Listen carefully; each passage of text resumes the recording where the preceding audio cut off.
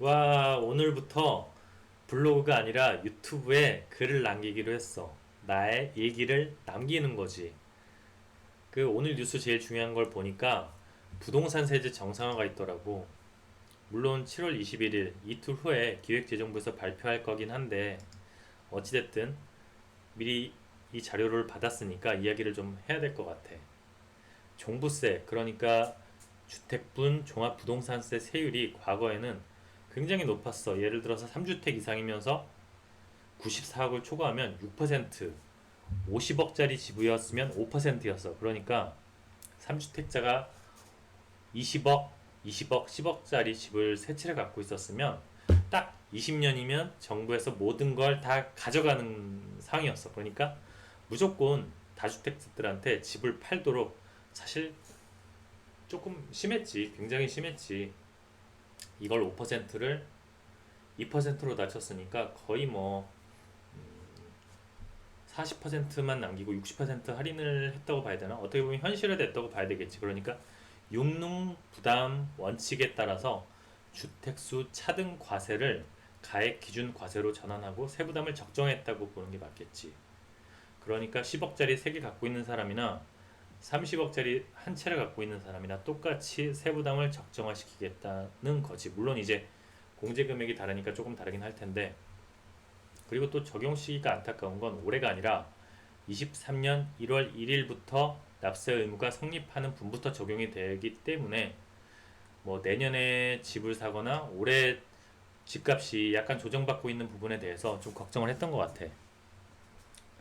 그리고 작년 대비 올해 세부담이 300%씩 늘었단 말이야. 기존 정부에서는 300%, 300%, 300%, 그러니까 100만 원 내던 사람이 300만 원을 내고 그 외에는 900만 원을 내고 계속 그렇게 300%씩 올렸는데, 솔직히 세부담이 너무 급격해. 어느 나라도 이렇게 놀리는 경우가 없었기 때문에 150%로 세부담 상한을 조정을 했어.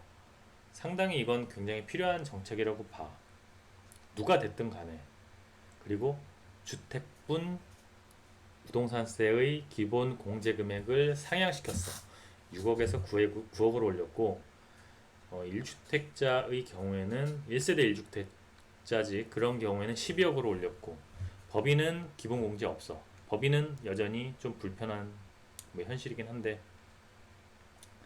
그리고 종합부동산세 특별공제가 도입이 됐어. 무슨 이야기냐면 1세대 1주택자에 한해서 11억 플러스 3억을 추가 공제해준다는 거야. 그러니까 다주택자보다는 한시적이긴 한데 확실하게 부담이 늘었지. 아니, 줄었지.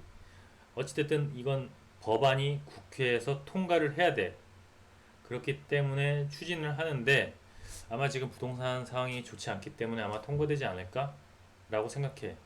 근데 이것도 22년 납세 의무가 성립하는 분에 올해 한해서만 예외로서 좀 해주는 거야. 그리고 고령자나 장기 보유자 같은 경우에는 집 한 채 있는데 예를 들어서 돈을 벌지 않는, 수입이 없는 고령자의 경우에는 당연히 혜택을 좀 주는 게 맞겠지. 그래서 60세 이상의 경우나 만 60세 이상 주택을 5년 이상 보유한 경우, 또 직전 과세 기간 총 급여가 7천만 원, 종합소득 금액의 경우에는 6천만 원 이하인 경우, 또 주택분 종합세액이 100만 원이 초과되는 경우를 모두 충족해야 납부를 유예해 주는 거야. 이것도 22년 1월 1일 이후에 납세 의무가 성립하는 분부터 적용이 되니까 올해가 부담이 경감이 되는 거지. 또 일시적 2주택자, 1세대 1주택자 주택수 종부세 특례가 신설이 됐어. 그러니까 저가주택을 지방에 갖고 있는 사람들, 예를 들어서 뭐 지방 공공기관으로 인해서 지방에 집을 샀다든지, 혹은 농사를 짓기 위해서 뭐 집을 지방에 하나 갖고 있었는데 서울에도 뭐 자녀를 위해서 집이 있다든지 뭐 이런 경우에 혜택을 많이 준다는 거지. 올해부터 당연히 인정이 돼. 그리고 고가주택의 기준이 9억에서 12억으로 올라갔어. 물가가 오른 만큼 합리화를 시켰다고 보는 게 맞겠지. 그리고 소형주택자들 같은 경우에도 한시적이긴 한데 25년 12월 31일까지긴 한데 임대사업자 세액 감면을 준다고 해. 그걸 좀 늘렸다고 봐야 되겠지. 이렇게 여러 가지 종부세 뭐 이런 임대사업자에게 그런 과도한 급격히 작년 한 해 엄청난 변화가 일었었는데 올해는 그런 부분을 상당히 급격한 변화보다는 과거보다는 당연히 세금을 많이 내긴 하는데 급격한 변화를 많이 줄였다라고 보는 게 맞겠지. 큰 뭐 정부가 변하고 그랬으니까 그런 변화 통해서 이 정부가 그런 것들을 통해서 만들어진 정부이기 때문에 이런 부분을 확실히 완화시킨 건 확실하다라는 게 오늘의 가장 큰 뉴스가 아닌가 싶어. 맞아.